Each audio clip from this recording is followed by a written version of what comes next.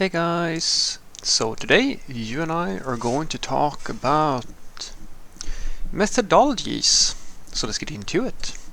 So the question in question was, hi Frederick, as a software developer, what type of methodology do you use and why?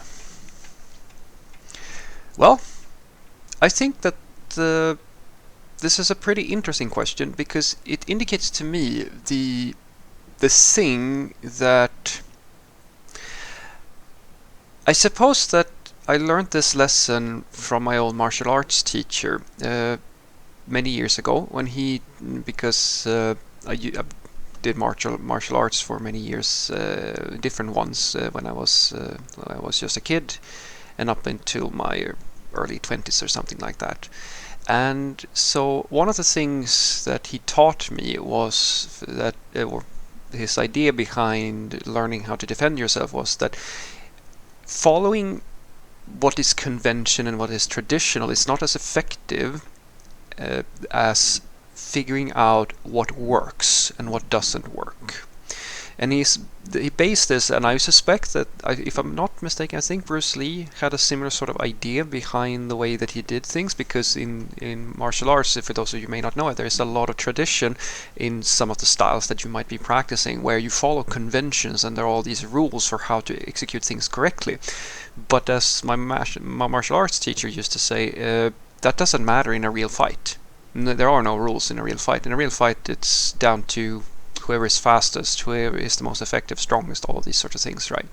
And so we always trained in accordance with that philosophy, that it's not about what the convention is. It's about understanding all the different techniques and understanding which one makes the most sense within a given situation. And I apply the same sort of mindset when I work with software. So if you want to talk to me about, say, functional programming, then I can tell you that, well, just as I've said here before, there is no religious, or I very rarely find that there is an extremism that is going to work. So if you're all about functional, that has most likely more to do with your emotional state and your value system than it has to do with your engineering expertise or your ability to ship code efficiently. Same thing with your object-oriented. And so what I have done, or what I've tried to do, is to basically look at all the different options. I've worked in code bases that are mostly functional. I've worked with software developers who only work functionally, or people use object-oriented programming. I've worked with imperative programmers and the people who call themselves declarative, which is much more difficult. Those are really nuanced to figure out, okay, when are you declarative and when are you going to be imperative? And there are other styles to writing software than that. I can't think of any more right now, but these are the main ones that I usually see, at least out in the wild. You can have aspect-oriented people and like these sort of things that you can talk about, but let's stick with these because these are probably the most familiar ones. So the approach that I use is actually very simple. I try to understand and really learn how to work efficiently in each of these methodologies. And then I look at the problems that I have and I try to figure out which one will be the best suited here. And that is not necessarily, I mean, this is what everybody does, which is this human thing that we do. I think it was Robert Greene, he announced he had they had done some studies saying that fundamentally there are two things that are true about all humans all the time, which is a useful thing for you guys to remember. Every single person on this planet thinks that they inherently are a good person in one way or another, like they are redeemable, if that makes sense. And the other thing is that every person believes that they are smart in their own way, which is in the case where you can call a bunch of people stupid and nobody ever associates with being stupid unless you call them out personally that they're stupid. And the same thing goes here. When you have I say that I just use the thing that is most efficient for the time, for the moment, it's sort of like if you ask the functional person who just does functional, well, they're going to truly believe that that is the case, that they are using the most efficient way, because they might not know anymore. Anyway, if every problem is a nail, then if you only have a hammer, every problem is a nail. And it's the same thing with object-oriented or different styles of working, right? And so to try to break that a little bit, using different patterns and trying to figure out which one is going to work and what makes one thing easier and what makes one thing harder is the way that I've gone about this. And so for me, when I start working on a problem, I don't really think so much about if this is going to be an object-oriented problem or if it's going to be a functional or whatever. I try to think about what is going to create the most efficient solution for this given situation. And in some cases, it's not just about efficiency, it is about the simplicity of the thing. A classic one that I have had a few times, I'll give you that example actually now, because I think it's a good fit for what I'm trying to say, is that when you work in, say, JavaScript, there is really no, let's call it, convention around using strictly object-oriented programming. Classes and all these sorts of things came fairly late into the language. It's much more common that it's a little bit like the Wild West, as I like to say. People use a mix of functional, where they pass lambdas, or just use functions for everything, or they use modules in order to, and so they mix declarative with functional, but there's very little in terms of pure object orientation, encapsulation, and all of this polymorphism that you might know and love from other languages, or hate, I don't know. And so basically, when in that area, it's very experimental. And so when I work with people, especially in JavaScript, I try to make sure that I know what conventions feel the most approachable for those people.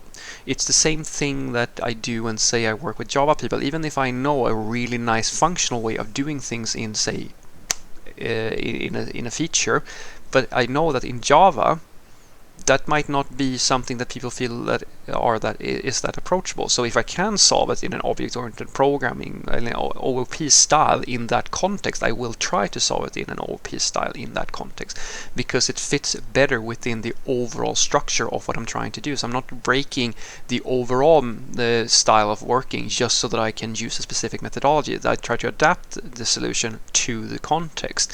And so, say in JavaScript, there's a lot of room for experimentation here, but I also I've learned enough about the community and the people that I work with. I take the time to understand my coworkers and so forth, so that I can find a way, and sometimes I might not be able to do it in a nicer way, where education comes in, which we're going to talk about as well. And so I present a solution that might be new to them, but is a very established pattern that will work, that I have learned from some other style of doing. So as with, say, JavaScript, one of the things that a lot of JavaScript people will do is that when they create network calls, they will simply use an access call or fetch function or something like that, and arbitrarily in many different arbitrary places within the code base, because most JavaScript developers have no real knowledge of patterns that might be outside of their community, and there is no real style related to making something like an API client. And that's a pattern that I know from the object-oriented style of working. It doesn't have to be OOP. Like I've actually done a presentation or two about how to do to remove a lot of the issues with object-oriented programming, that style, and like the problems with, you know, objects depending on each other, and just use a simpler approach which is more functional in JavaScript. I usually don't apply it in production code, simply because, as I said, it's less digestible to most developers if I do that, unless I take the time to educate them. But when it comes to doing something simple as creating a class that knows that, you know, it takes in a bunch of dependencies like API keys or URLs or whatever it might be doing, right? And then it just have method calls, just as like a repo instance or a DAO in a backend language. All it does is that it knows how to fetch data from some external place and get back to you, and creating that nice bottom layer of data fetching for the application. I usually do something like that, even though it is an object-oriented thing. You don't have to, as I said, but usually I make it just as a class that people can instantiate, and then you take a little bit of time to just sort of showcase to some of the JavaScript developers who may not be so familiar with that pattern, and show them how this works. They usually very quickly understand inherently how this should work, and then this scales fairly well to the rest of the application, and removes this problem that we, you know, with a lot of issues with duplications and inconsistency between how we fetch data across the code base.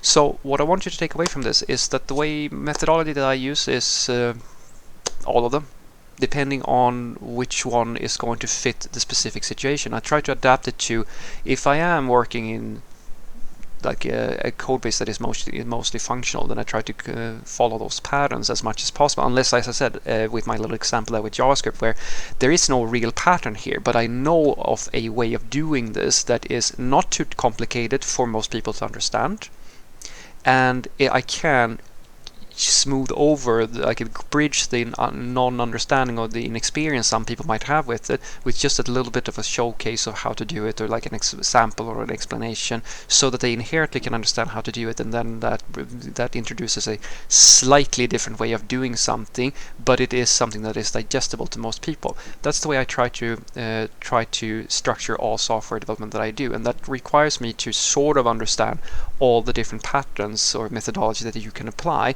because it really comes down to, as I've said to you at the start there, what my old martial arts teacher used to say. It's not so, you don't get caught up with design patterns and methodologies and follow them as some type of doctrine. Try to follow them for inspiration. Figure out what it is about their different ways of doing things that's going to work, and then apply on a case-by-case basis an efficient solution. Don't follow tradition just for tradition's sake. Figure out what's going to work here and now, and pick the stuff that is best from each system. Have a great day.